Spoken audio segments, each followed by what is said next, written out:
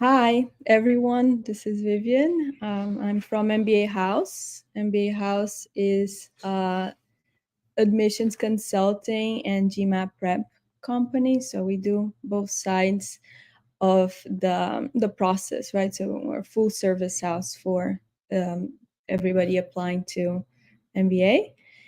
And yeah, as people join, I'd like to get an idea of where you are in the process right now.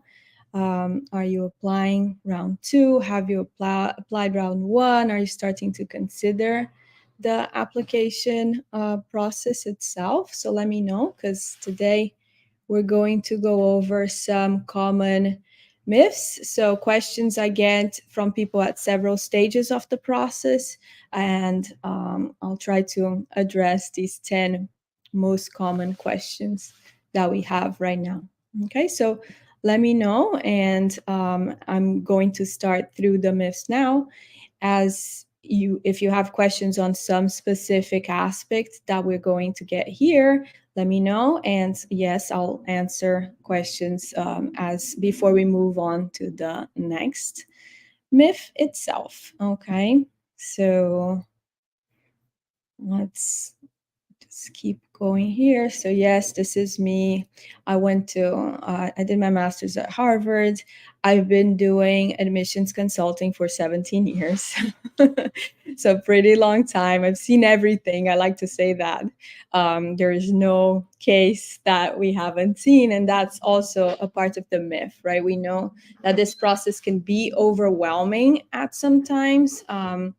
People will think, oh, right away, I do not have what it takes. I come from a not so traditional background.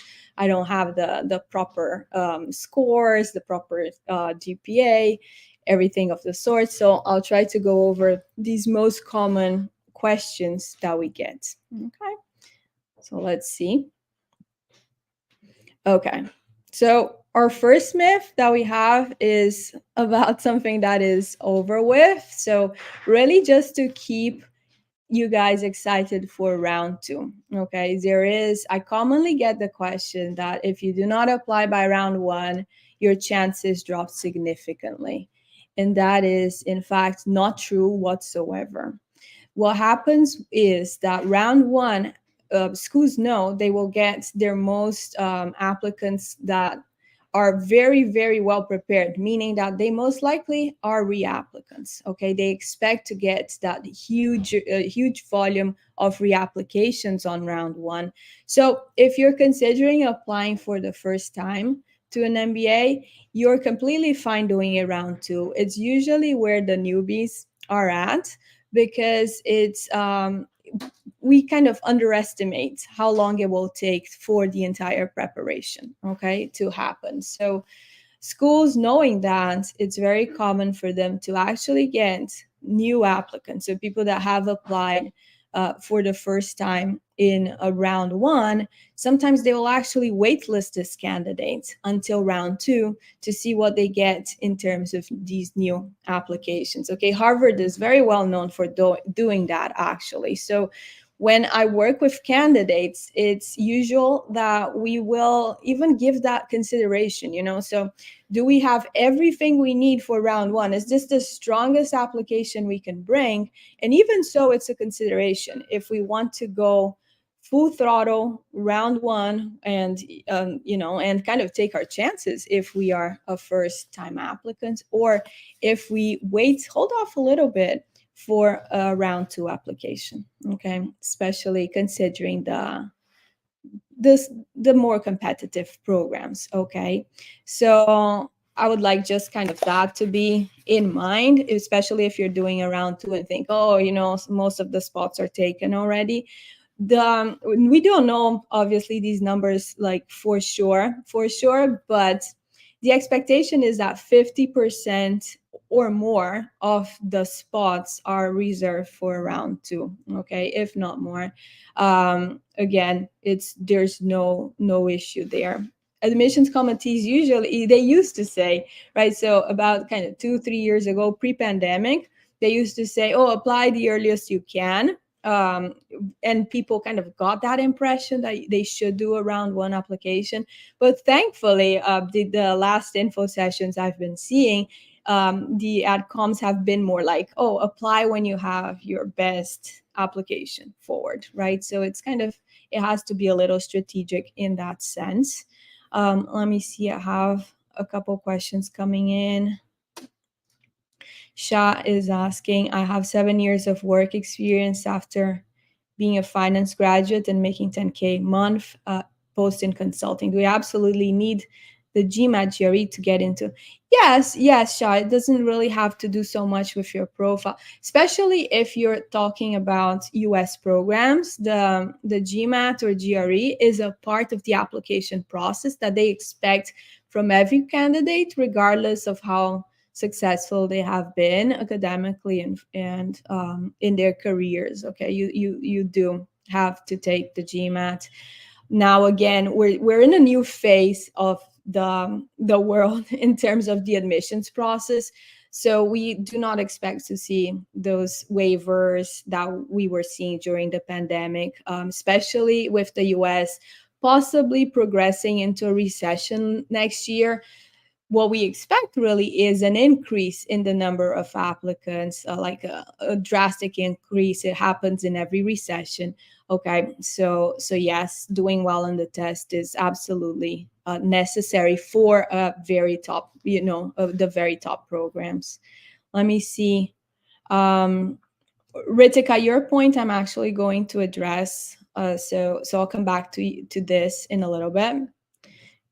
Okay, considering round two, but got a 700. I have Shania saying, work experience, 4 years work in oil and gas and finance, female candidates from India aiming high, doubtful about my first GMAT score. So Shania, the thing about Indian candidates when they're applying to the US is that there is, yes, an expectation of very, very high scores on the test, right? So you do seem to have adequate amount of experience.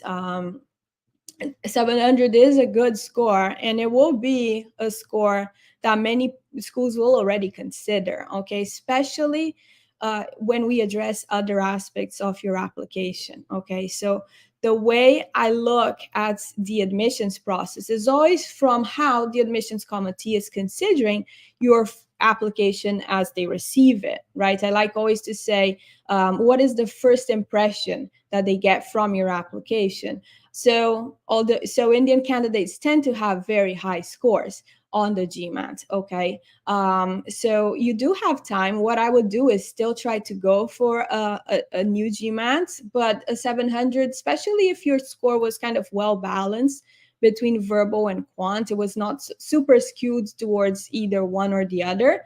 It's an okay score. Okay, and you definitely should keep that score, but maybe try to increase it until the second round. But I do think there's there's other aspects of your profile that need to be evaluated, but that in itself, you seem to be on track. Okay, guys. So yeah, this is my first myth. Let's keep moving. I have 9 more.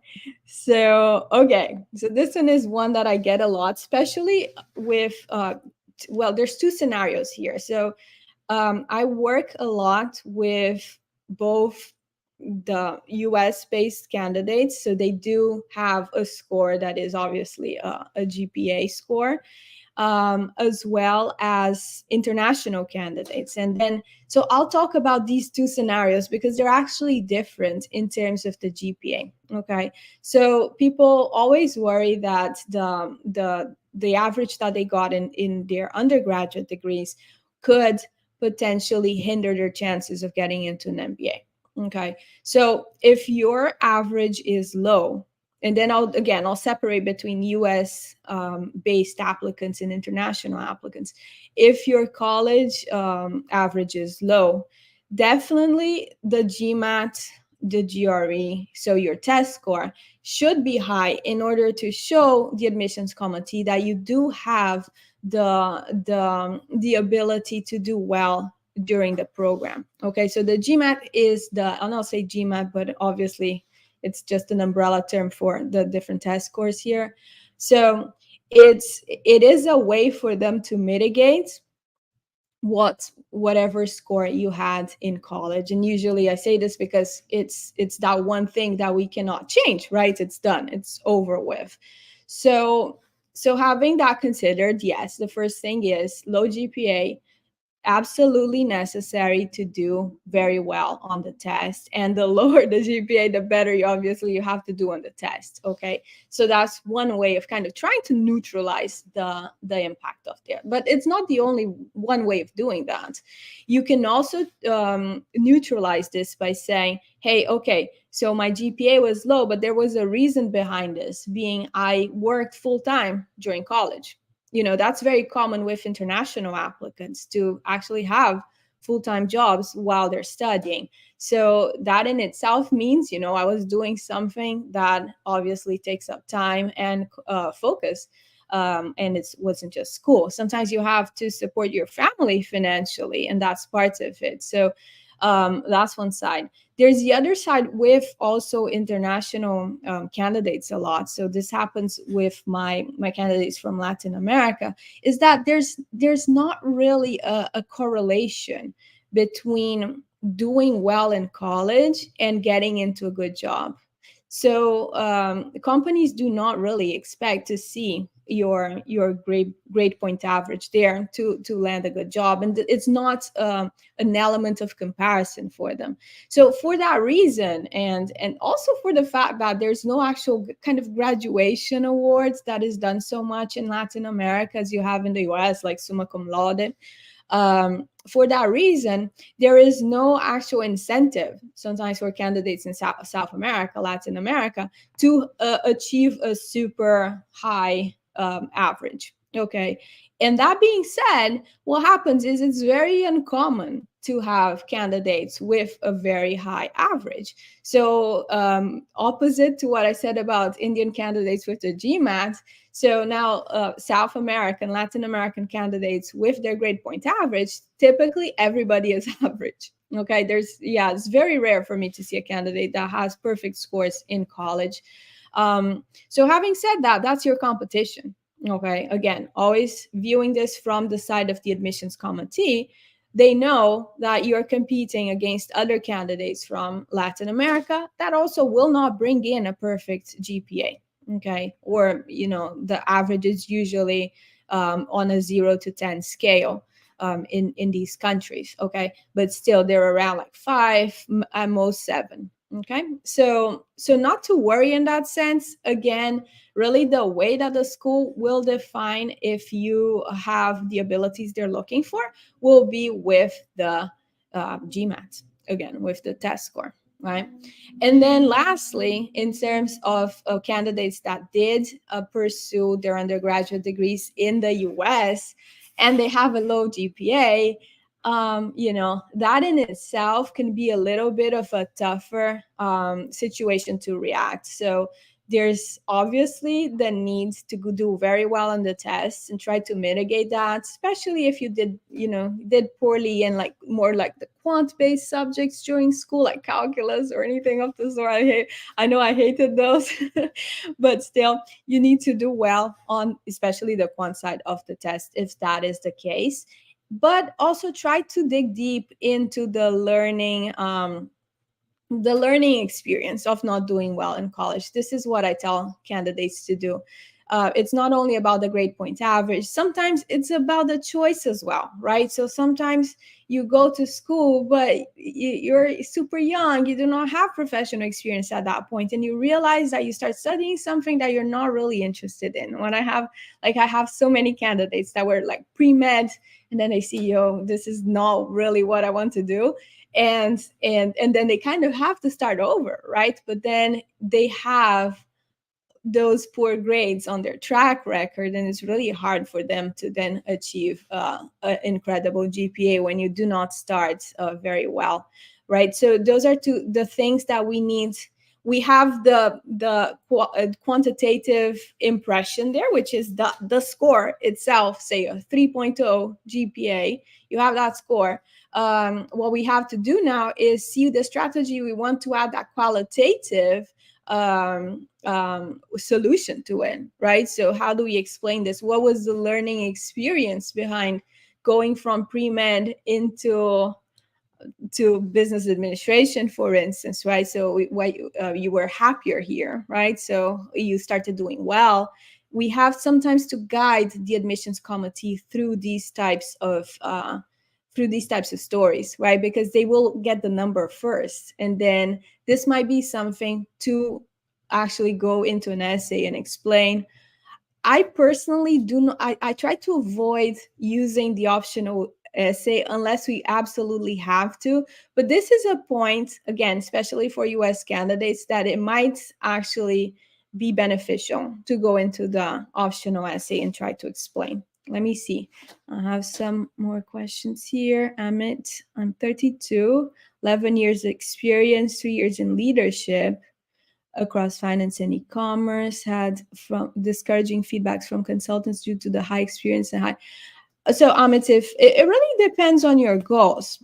Okay. If your goals, it seems to me like you may want to go into oh wait, so consultants might be the admissions consultants. Okay, so yeah, I don't completely get what you're saying. If you want to go into consulting, or if admissions consultants have told you not to apply. So what happens in your case is there are programs that are more geared towards what you want. There are not many, okay, but I would consider the Sloan Fellows at MIT, the MSX at Stanford, and USC also has the IBEAR, they call, which is a program like that as well. All these programs in the US, okay, yeah, got it. So these programs that I'm talking about, they are geared towards people with starting at 8 years of postgraduate work experience. Okay, and it's a 1 year MBA. You get the same diploma at the end of the program. You interact with the 2 year candidates, to the full-time 2 year candidates. You get the same career office perks that you get in a full-time MBA. So that's the way I would say to turn back time a little bit. Plus, it's more so often a more interesting network for you as well, because candidates have more time of work experience in itself. Okay, so granted, there are less programs that actually fit into the having more time of work experience like you have, but those are perfect fits actually. And in Europe, then also in SEAD, London Business School, even IMD, there are programs that also are geared towards candidates that have a little more work experience. So they're shorter because you don't actually need 2 years. You most likely know what you want to do with your career, right? So you don't need 2 years. You have 1 year.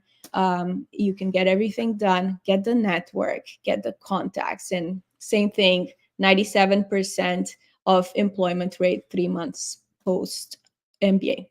Okay. Okay, have one more. Have two employment gaps. One I did a CFA grade, and the other certification in digital marketing. No, no. I mean, your gaps, Jaya. What happens is with gaps, you just have to explain them.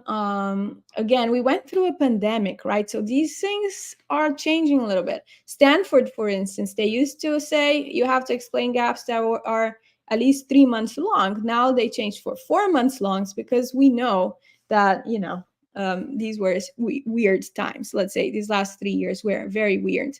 So just explain your gaps. You're fine, actually. If they were very long, as long as you were doing these certifications, if you were also doing something outside of work, like extracurricular stuff, right? So volunteering somewhere, helping out somewhere else, those things also count.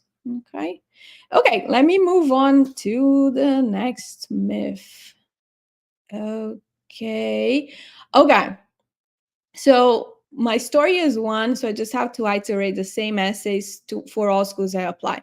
Well, this is most likely a question or an affirmation. I get more from candidates that have pursued their undergraduate degree in the US, Because for an undergraduate degree in the US, what happens is you submit a common application, right? So you're applying to 15 different universities, but you're basically sending in the same application for most, if not all of them. Okay, so because they have this impression coming in from college, there is this idea that if you have your stories, right? You have your professional stories, you have your academic stories, you have your extracurricular stories, and that's it. So basically, what you tell Harvard will be very similar to what you tell Stanford, to what you tell Wharton. It's really just following a little bit on the question prompts, but that's it, right?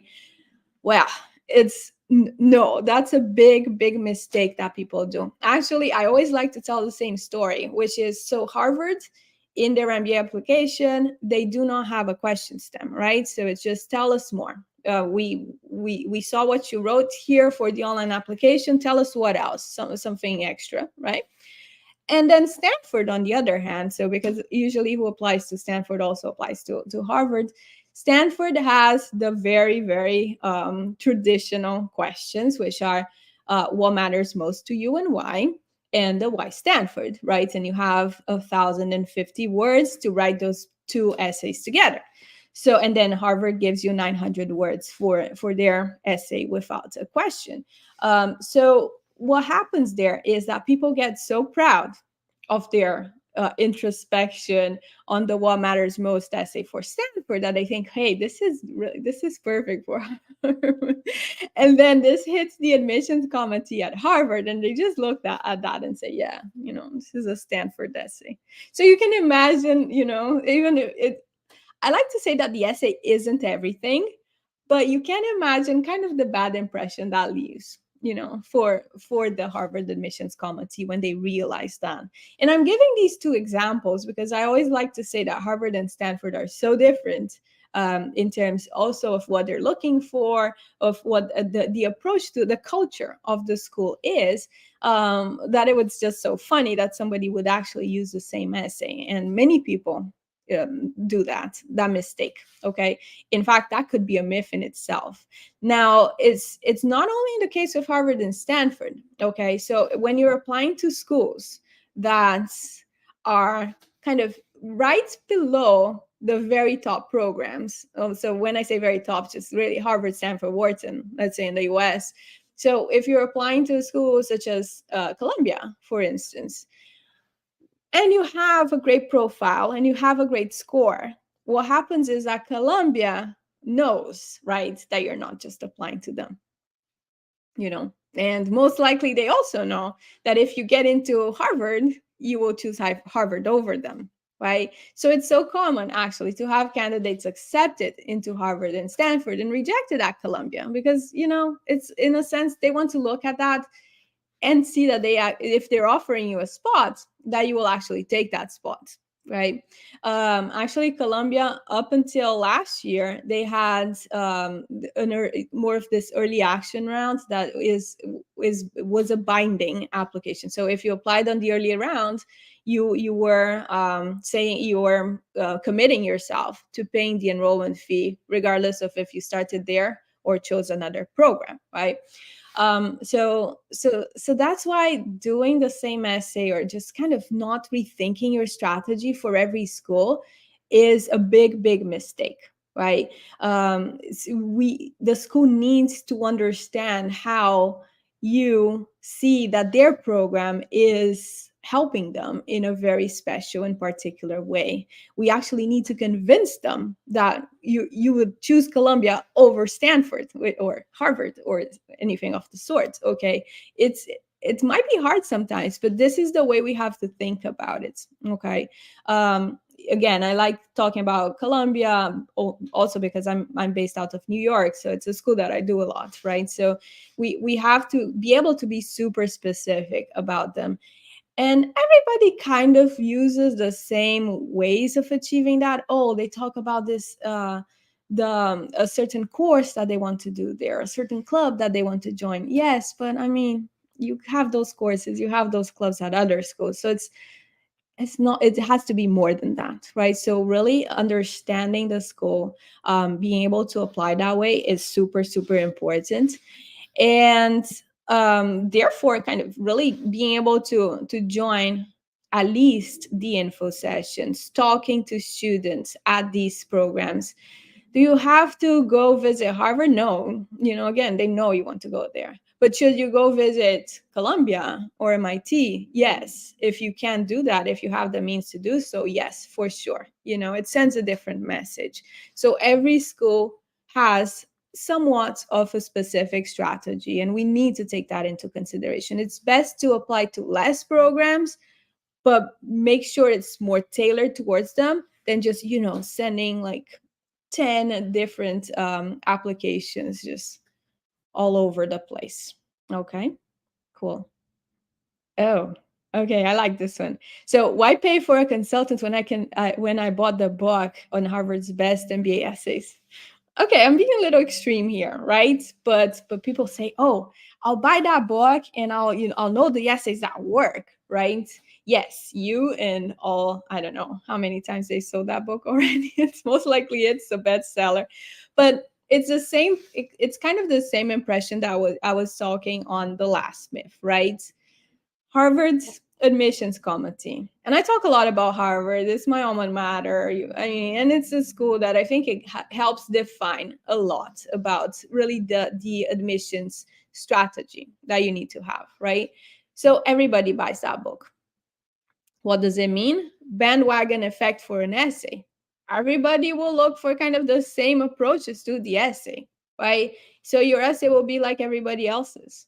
So where I like to tell my candidates, avoid like any external model, something that really will kind of shift the way you're thinking about your story.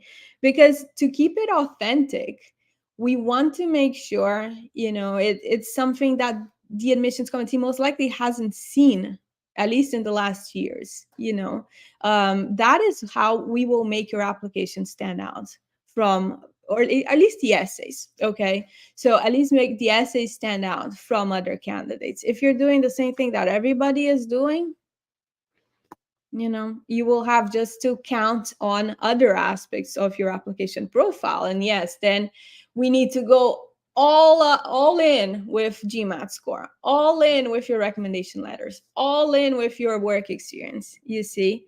And we're not really taking advantage of the side where the school can get to know you, know your values, know a little bit more about who you are, and maybe even like quirky things about you as well, right? So that's why it's so important to try and avoid these. I mean, every time these books come out, I get essays that I say, it's just just the iteration of what we have there in the book, like the sad story of somebody that had a close family member either go through a disease or death, and how they kind of had to overcome that.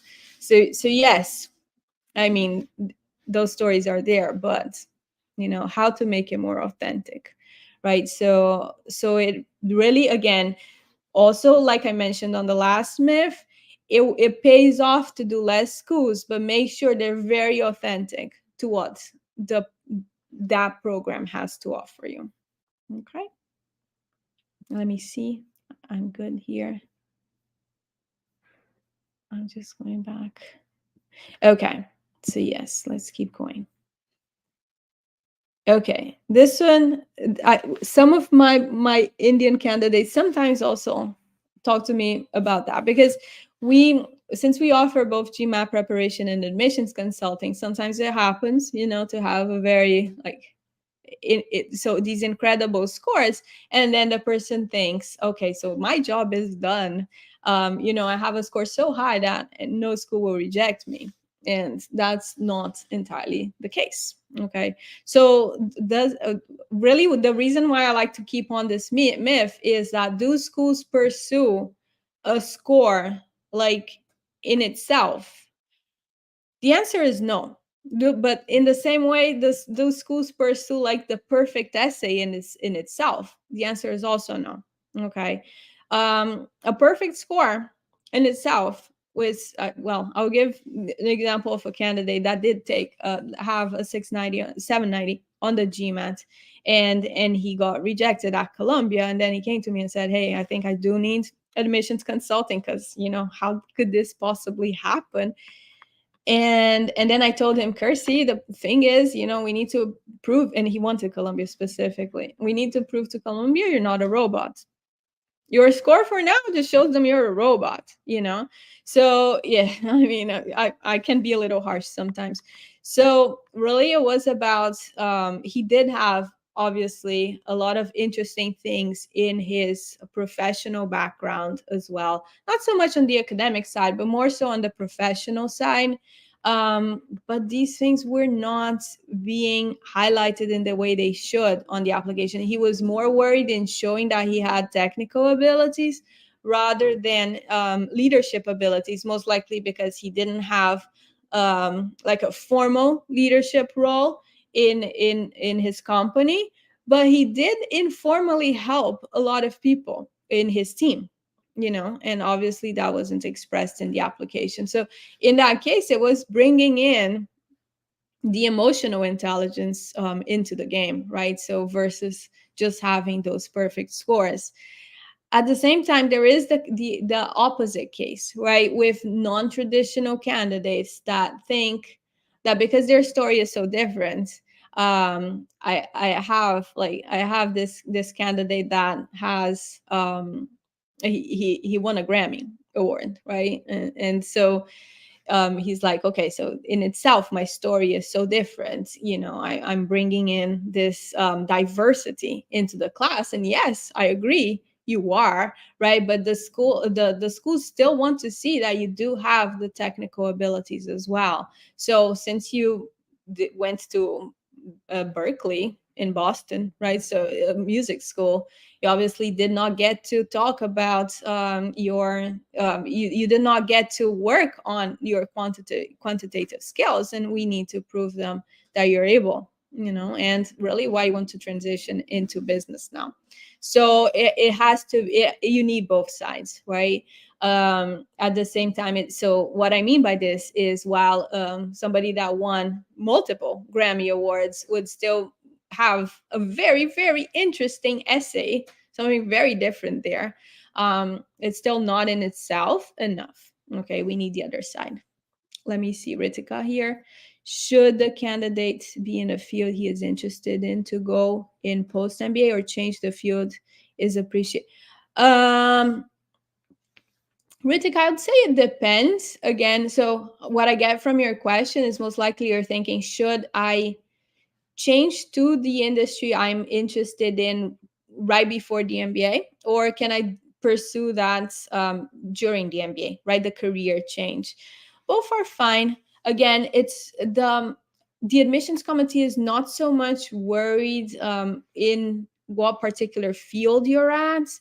They want to understand what is your how you're thinking this through, right? So why do you want to either, so in your case, most likely transition to a different field, a different industry, career change, right? And that's a very, very common reason as to why pursue an MBA, because most likely there's skills that you haven't been able to develop in your field that the MBA would allow you to pursue that. Changing right before and itself also shows that you are interested in doing so. It just might be a little harder for them to understand. So why that you've just gotten into the field you want to pursue, why take the MBA now? But still, it's a matter of being able to explain that, right? The beauty of having essays on the application is really being able to, for them to understand our thought process, right? So what are your goals? What are your career goals like right after the MBA? How would the MBA help you there? These things are very important, but it's not, I wouldn't say it's a negative. Again, when people tell me their profiles and say, okay, so do I have a chance or not? the numbers say one thing, right? But if we do not sit down and have a conversation about what's behind those numbers, what are behind the hard facts, let's say, again, the first impression your online application brings to the admissions committee, if you're not able to turn it into a qualitative experience for the committee, that's where it gets hard, right? So I would say nothing is off the table. Like I said, I've done this for so long that nothing is off the table. I've seen everything. I've seen everything work. Okay. It's easier for something different to work than something very common to fail, actually, because they don't want common. Okay. If you fit, like for consultants, right? So I help a lot of McKinsey candidates throughout the Americas, right? And the one thing is that most McKinsey candidates, they come in with very, very similar profiles, professionally speaking, right? So, and academically as well, they're typically high achievers in school. And then professionally, they've done very interesting projects, right? But all of them have. In a sense, one is competing a little bit with each other for certain spots at Harvard, Stanford, etc. So how do we make them stand out? That the being, common in a sense, it's harder than somebody that is maybe a ballerina and wants to get into business. As long as we're talking about having consistent scores right throughout, so different backgrounds, good competitive scores, still the common is a little harder, right? So we need to find strategies to address that. Okay, let's keep moving. Halfway through, I will apply with the GRE because, oh, yes, this is a big one. Because I was told the quant section is easier and I will get a higher score. Again, something very common with my US based candidates. Okay, because there is this, of course, Ritika, there is this idea that the GRE is more similar to the SATs, right? And well, and it's not an incorrect idea. It in fact is. It's more like the math is math. On the GMAT, and even now with the new GMAT, right, next week, it's not so much the case. I like to say that the GMAT is like, it's not that you're studying for a test, you're learning a new language.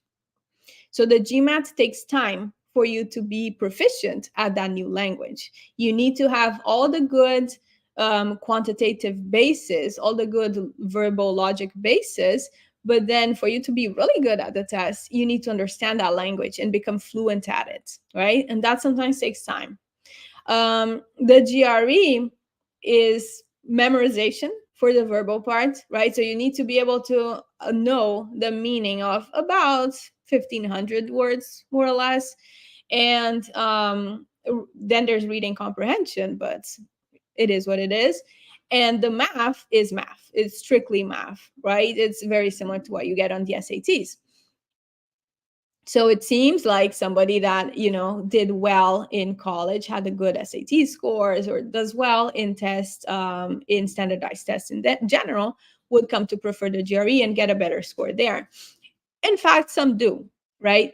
But then there is the different consideration. So because more people do well on the GRE, on the quant section of the GRE, what happens is that in terms of percentile, you get a very flat curve, right? So you get a bunch more people doing well on the GRE. The GMAT, you get a super, super, super high, like edgy curve, right? Because it's not that common for people to do well in the math section. So when the admissions committee gets a candidate with a great GRE score, almost a perfect GRE score, I've had that happen, and okay GMAT score, they know the okay score is a harder score to get. It's rarer in a sense, right? So what looks good to you on paper, for the admissions committee, it's not so much the case. Now with the new GMAT focus, there will be a learning phase for the admissions committee as well, right? We still don't know what will be, actually we'll know from November 7 onwards, but we'll start to see how the GMAT focus scores, what it represents in terms of the traditional original GMAT test, you know. So the admissions committee will have a learning curve there as well to understand how that score compares, but they're very proficient in knowing how the GRE compares to the GMAT. So having said that, people will say, oh, Vivi, so you're saying don't take the GMAT, the GRE, take the, blindly take the GMAT? No, not necessarily. It depends a little bit on a matter of your background as well. So if you come from consulting, you come from finance, you studied engineering, anything of the sort, if you take the GRE, that would be weird. Okay, I'm saying this again from the point of view of a admissions committee, right? It will be strange. So those are kind of the intent, the between the lines questions that the admissions committee is trying to figure out when they receive your online application, right? It's kind of that thing. They're trying to portray a character there, right? And yeah, it will be weird. Why didn't this person present a GMAT? What are they scared of? What they're running from? Now, a non-traditional candidate. So you did philosophy in college or arts. Kind of the math expectation in itself, it's not there, right? So the GRE could be fine. Yeah, it could be fine. The GMAT would be a cherry on top, for sure. Okay, let's see. Erwin is saying, I have 2 years of gap with a 3.2 GPA, 3-year degree, Indian, non-tech for 2 years. How many marks in the GMAT focus? Okay, I don't know Erwin, I'm not sure about the GMAT focus for now. Okay, but in terms of a GMAT, again, what your competition will be other Indian candidates, right? So it might be a matter again of defining fit in terms of school to have a better idea of the GMAT, but a high score, especially with kind of an average to lower side GPA there that you have, a 3-year degree, so not being 4 years academically, that's not the best case scenario we could get. You should go like full throttle on the GMATs, but I'll talk about original GMAT now, because still, again, like I said, there's no reference point for the GMAT focus at this time. I would say something around the 730, 740. If you have interesting aspects to your story there, if you can address the gap as well, that starts to be interesting for Harvard, Stanford's. Other schools might be way less than that. Okay, let's move on. How am I doing with time? Okay, we're almost done. I'll speed it up a little bit now. So yeah, I'm sorry I started late. I have a family friend that is well known. Should I use them as my recommender? I get that a lot as well. So usually when candidates are applying and they start thinking about who should be their recommender, they want a brand, right? So I was actually with a candidate yesterday that she was saying, oh, the president of the company I worked at, he went to HBS, and yeah, I plan on using him for my recommendation letter. So then I went over with her with the questions that they ask on the recommendation letter, right? Most schools use the GMAT template. So the questions are, how do you compare to candidates of a similar profile? And the other question is, what constructive feedback has this person given you and why? So then I asked her, did this potential recommender provide you any sort of constructive feedback? Would he be able to address with actual anecdotes the first question as well? And she was like, no, I would have to guide them. So you see, it's not really the best choice. I've had people also tell me, oh, my dad knows the president of Honduras. Should I use them? I'm like, have you worked with him? No. Okay, so the best recommender you can actually have, regardless, is a direct supervisor. Your current direct supervisor being your best case. Okay, your best recommender is that one. If you can't tell your company that you're applying, don't want to do it at this time, a previous employer, or if you've been in the same company, maybe you had a different boss. Okay, look for that first. That's your first recommendation that you should need. The second recommendation might be a little based out again of the strategy of what was mentioned in the online application. Maybe there's a point there that somebody would be able to tell a story about, and we want that. Okay, so the second recommender, we have a little bit more flexibility, but still, we don't want to use the Pope. That's a kind of, they have this joke at Stanford that somebody applied with the Pope and as a recommender and didn't get in. And so, but yeah, I don't know, maybe they just tell that just to make my point here, that you should definitely choose somebody that is meaningful to your career, first and foremost. Just a little other point here is um, in terms of academic recommendations, right? So unless you're applying for deferred admission, you should not go really for an academic recommendation. Okay, stick to professional ones. But for deferred admission candidates, if you've worked with a professor, you were their assistant, research supervisor, or something of the sorts, yes, then that's a great recommendation to get. Okay. I will do the online application last because it's basically form filling. Okay, so, well, from the very start of these slides, what I have told to you guys is like, the online application is a very, very important part of the process itself, because it will be the first impression that the admissions committee will have of your profile. It will allow them to kind of qualify you into certain boxes, right? So where is this candidate from? Is this candidate male, female? What's the gender? What industry, etc.? How many? What's the GPA? What's the work experience? Okay, so kind of those hard facts that we have about you, they're in the online application, right? So the online application is actually where everything, at least for me as a consultant, where everything stems out of.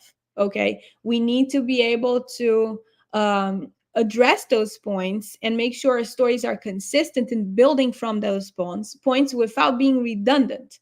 Okay, it's very common, for instance, for somebody to use in the professional, in the career tab in the online application, use the same points that they have in the resume. So you have that information there twice. It's not adding value, it's being redundant. Okay, we want to avoid that.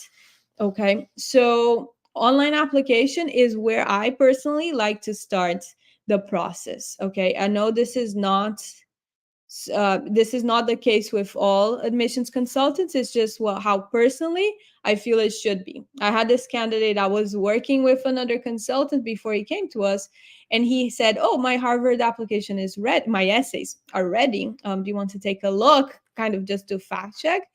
And then I started looking at it, and it was and then I just asked him, like, "Felipe, why is this here? So are you repeating things that you have on your online application? Because that's exactly what Harvard doesn't want you to do." And he was like, "I never filled out the online application." So yeah, I was like, no, okay, so we're starting over. We're starting from scratch, because it doesn't, especially for Harvard, that there's no actual essay prompt. How do you start with the essay? It doesn't make any sense. Okay, so let me see. I want to start GMAT preparation to take the test in December. Should I take the GMAT focus? So Constantinos, it really depends. So if you're taking the test to apply still round 2, I highly suggest you take the original test. But if you're taking it just to get it out of the way, you plan to apply next year, the GMAT focus is fine. My take on both tests. Okay, so the GMAT focus, well, let's start with the current GMAT. So the current GMAT is basically 50%. So for the score that goes from 200 to 800, half of that score is coming from verbal and half is coming from math, quant, right? I have a ton of candidates again that tend to start off and really quickly do very well in the verbal, like 80, 90 percentile, okay, which already gives them a super good foundation, a super good buffer for their score. And then basically they work on the quant section because, yes, quant is harder. Okay, so they work on quant, but they're coming in, if you're at 80, 90th percentile in the verbal, you're coming in at already very close to 700. Okay, so that's how the test is today. I think, and again, this is a speculation of mine, I think one of the reasons for the change is really because of this ability that the verbal has to boost your score up so much. So the test, the way they're doing it on the focus, since you have problem solving questions in one section, data insights and data sufficiency in another section, and the verbal as a third section, the way I see it is that the quant part of the test will be 2/3 of the test. So most of your score will most likely come from the quant section. Okay. So when you consider one test or the other, what you may want to think is, if you feel very comfortable about your verbal skills, it might just make sense to hurry and take the current GMAT, which is available until the end of January. Okay. If not, if you feel more comfortable with your quant skills, the focus test might be a way to go. But I would, again, I said this before and I say it again, I would not take the focus to apply round two, because schools, they'll get it, and admissions committees will look at that and say, well, what do we do with that score? There's very little, we do not have anything to compare to it yet. Okay, Ritika. Oh, so Ritika, so minimum years of work experience to get into those programs. So I think I have that one in a little bit, but if I don't, I'll take your question on that one. I can do it as a little addendum. So I can study for a GMAT in a month and do my application over the weekend, right? So some people think that they can really fast track this. Like I said before, are there people that actually study for the GMAT in a month and get it done? Yes, there is. Okay. But to give again a similar example, it would be the same thing to say, oh, I became fluent in Mandarin in a month. Okay.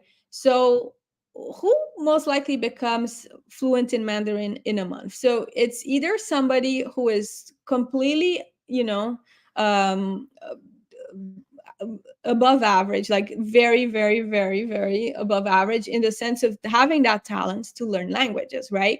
Or they have been exposed to Mandarin like throughout their lives. They have the building blocks for it. Okay. So it's the same thing with the GMAT. If you have kind of this, if the thought process of the GMAT coincides with either the way you learn or things that you've done in the past, you could actually build a good score very fast. But it's not the case for most candidates. Okay, most candidates will take time to study for the GMAT and get a competitive score. So yes, I mean, there's no sugarcoating to it. I mean, again, I've been doing this for so long that I see that the average is around 6 months of good, a good routine of studies. The GMAT actually provides us with this graph that shows the amount of hours studying for the test, the correlation with actual test scores. Okay, so yes, again, we cannot underestimate the time it takes to do the GMAT.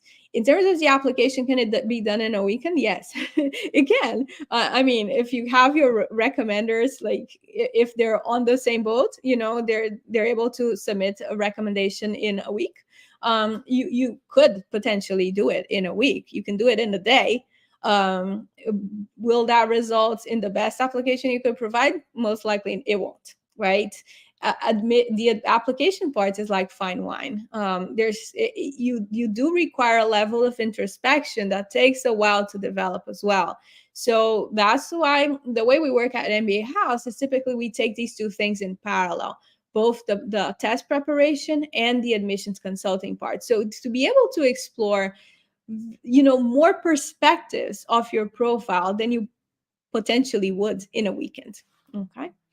Let's see. Chabo, does studying with answer explanations in the official guide is good? I've been struggling to solve hard level questions for official guide for the GMAT, so I've learned.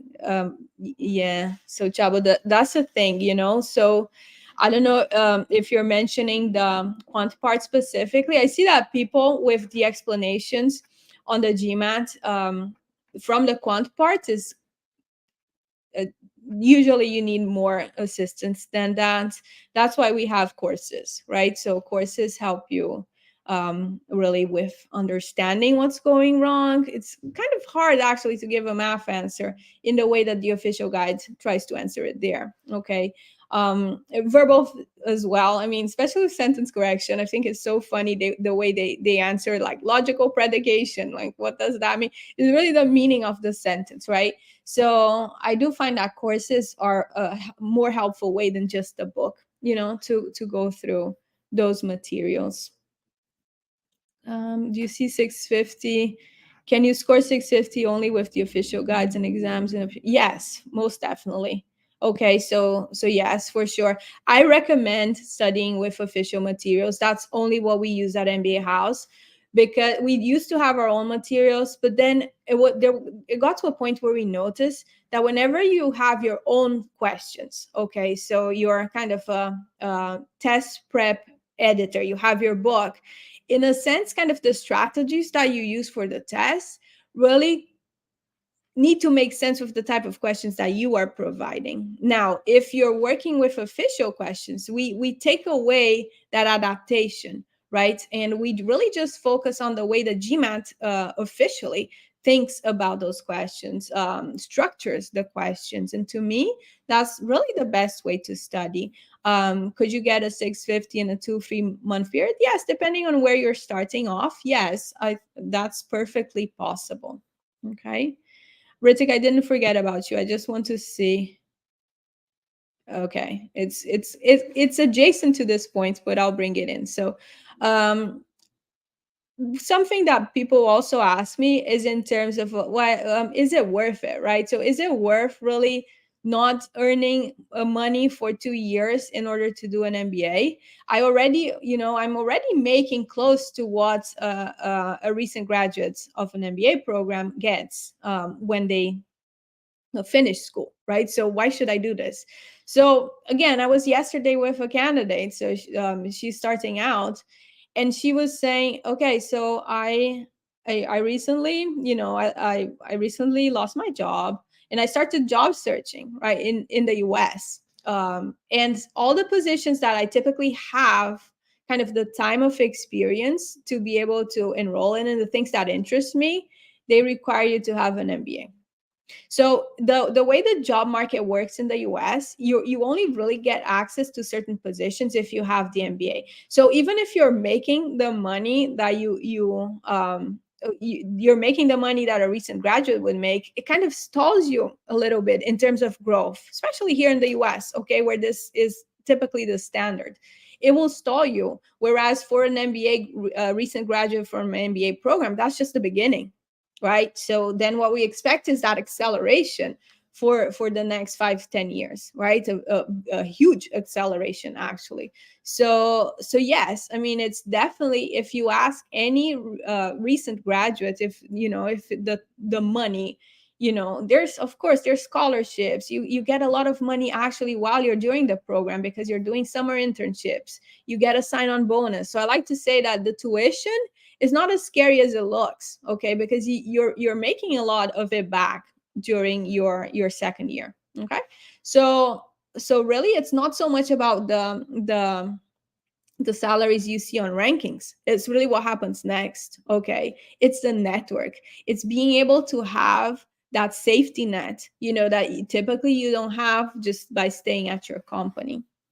Okay, so let me see this question here. Austin, hey Vivian, is it be possible to get scores around 620, 680 by studying around 12, 15 hours a week, studying around? So, Austin, so again, from my experience, most of our candidates, like 90% of them, okay, the students we have, they work. That's why our classes are in the evenings. And the way we try to schedule this is to have around like 2 3 hours at most of study per day. Okay, so yes, the timing that you have here seems pretty consistent with that. Usually there's also like studying for the GMAT is like doing a marathon, right? So you should take it slow until you get that rhythm, until you're able to do like longer distances as well. So we start by studying a little less hours a day, but just to also get that rhythm going, get that routine in. So you have that, the constant time that you're taking to do the study for the GMAT, and then you start increasing the number of hours as you get closer to actually taking the test. But yes, it's perfectly fine.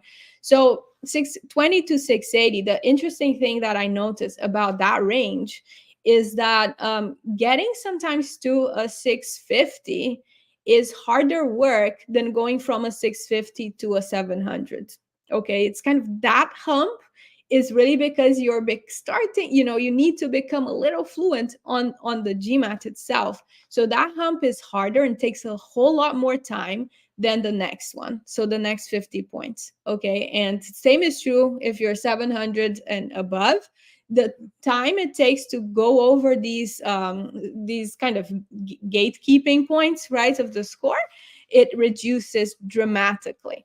Okay, which is a good thing. So people say, I did 650 on my diagnostic test, I'm not doing this anymore. That's not true. Okay, so then going back to Ritika, I didn't forget about you. So the question in terms of work experience, right? So do I have enough work experience to go to an MBA? So let's remember that Harvard started the 2+2 admissions process, and basically every other school has now offers it, at least the top programs. So they give you the possibility of applying to business school while you're still in your last year of college, or if you after college you do not work and you engage directly into a master's program, you can also apply for the deferred admission, right? So what deferred admission means, at least from the Harvard program, is that you apply, they accept you, you work for 2 years, then you engage into the program. So what does that tell us in terms of work experience? It tells us that Harvard sees 2 years as, a good amount of time for work experience. Granted that Harvard is a program that, because they are 100% case based, the they do not need their candidates to have all that much of real life work experience. Okay, and therefore it kind of tends to skew it more towards like younger, less experienced candidates in general. But 2 years is what I like to say is a good indication that you have enough work experience to actually pursue an MBA. Now, again, because we do a lot of international candidates, like I said in the beginning, there are candidates that work full time while they study, while they go to school, because they have to support their families, or just because it's really the culture of how that country works. For instance, Brazil. Okay, so typically Brazil, you go half time to college, and then like you do 8 hours of work. It's normal. Okay, so what that means is that although postgraduate work experience might be low, you may actually have a lot more work experience than it seems. And that's something that, again, first impression on the online application might not show that that is the case, but it's something we need to explain through the application. So I'd say 2 years. It depends a little bit from school to school. Like Stanford, Wharton, they like a little more in general, but you're within the range if you have 2 years of work experience. And just then also in terms of like, but is it worth it to go to an MBA and having so little experience? The sooner you can go to the MBA, in my opinion, the better it is, because you start getting the perks of being able to be recruited by companies that want candidates that have that degree. Sooner you get that done, the sooner you see the advantages roll in. Okay, guys, that's really what I had for you this evening. Evening evening for some of you. For me, it's still like morning. So yes, let me know if you have any like closing questions that you like to ask me.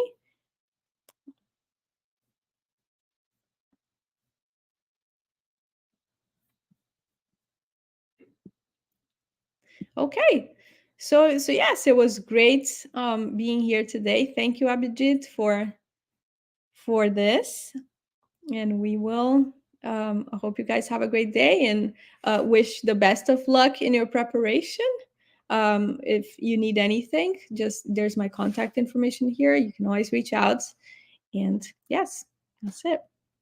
Bye.